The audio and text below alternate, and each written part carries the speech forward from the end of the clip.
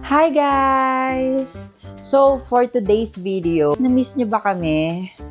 O, ayan na, may guest tayo for today's video. Say hi to everyone. Hi! Say hi to everyone. Yes, I'm packing the Trader Joe's tote bag. Samahan nyo ako na mag-pack. Diba, sabi ko nga sa inyo, mag-vlog ako ng about sa Trader Joe's bags. Nung inilabas yung micro tote bag ng Trader Joe's, yun yung kauna-unahang kuha kami ni Osen. Yes, pati si Osen, nahawa ko na siya. Kasi nagpapaalam siya sa akin that night na aalis daw siya. So sabi ko, sige, papayagan kita, pero wag kang uuwi nang wala kang Trader Joe's na micro tote bag. Ayan yun. Nakakuha siya, guys. Nakakuha siya ng 6. So, tapos sinundo niya ako, bumalik kami, kasi 3 lang sa isang tao ang binibigyan nito. Ang kulay nito is blue, green, and red. So, 3 lang sa isang tao. Sinama niya ako, bumalik kami, so nakakuha ulit kami. Ang sarap sa feeling. Diba? So, ayun, kaya nahook ako. Siguro after 2 weeks, inilabas ngayon yung mini. Ito naman yung mini, guys. Ito. Ayan. Ito naman yung mini. Ito naman yung mini canvas tote bag. So, inilabas siya after matapos. Kasi parang 2 days lang to 2 days o 3 days. Ganon, sold out na siya. Kaya nga, napaka-in-demand niya sobra. Actually, lahat naman ng Trader Joe's bags. Yung original nga na Trader Joe's bag, yung malaki nito, wala na, sold out na. Pero maglalabas pa daw sila. So, ayun. So, nabalitaan ko na naglabas sila ng mini. Nag-hoard ako. Ay, guys, grabe. Nung first time ko nakakuha ng 4 na set, mini Trader Joe's bag, grabe. Parang nawala lahat ng... Ewan ko kung ano yung meron dito sa Trader Joe's bags na to. Promise. Iba, mas masarap pa sa feeling yung nakakuha ka ng bag sa Hermes. Ganon. Promise, nakakadalawang kuha na ako ng bag sa Hermes. Pero iba to. Kasi biruin nyo, ang sarap sa feeling dahil siya, limited edition din siya, ganon. So, ayun, samahan nyo ako, ipapak ko. May mga umorder sa akin. So, ito yung istorya nun. Naka-duty ako no Wednesday ng gabi. So, I decided na i-post na. Pinost ko siya nung gabi, guys. Alam nyo ba, within 5 minutes, may nagme-message na sa akin, 2. Umorder sila ng isang set.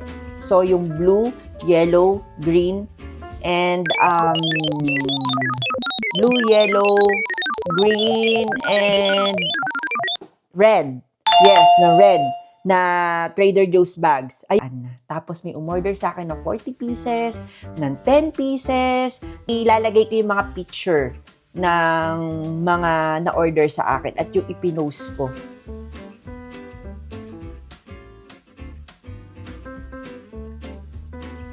At hindi ko alam kung bakit binabalik-balikan ko siya.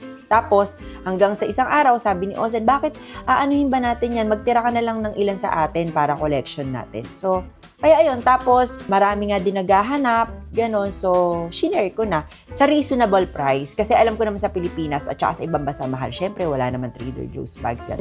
Samahan nyo ako na mag-deliver. Ito na yung last batch ng shipment natin for today. Yeah. Kahapon at saka ngayon, biruin nyo guys, within 24 hours. Wala pang 24 hours. Pinost ko siya ng mga nasa 11:30 or 12 a.m. na sold out siya agad. 10 a.m. pa lang, sold out na siya. Oh, ganun kabilis. So, ilang oras lang, sold out na. Wala na.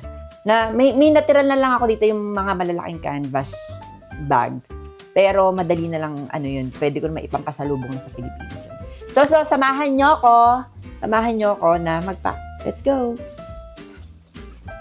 Ito, ready to ship na siya. Ito na yung pangalawa shipping natin.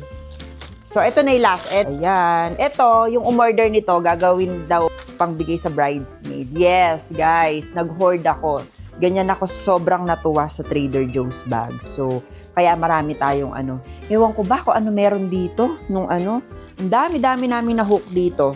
So, ayun, hindi pa namin alam kung kailan maglalabas si Trader Joe's ng limited edition. Ito kasi, yung mga mini na to is limited edition. Papakita ko nga pala sa inyo, guys. Ayan. Ito yung mga isi-ship ko ngayon. So, ayan o. Ayan.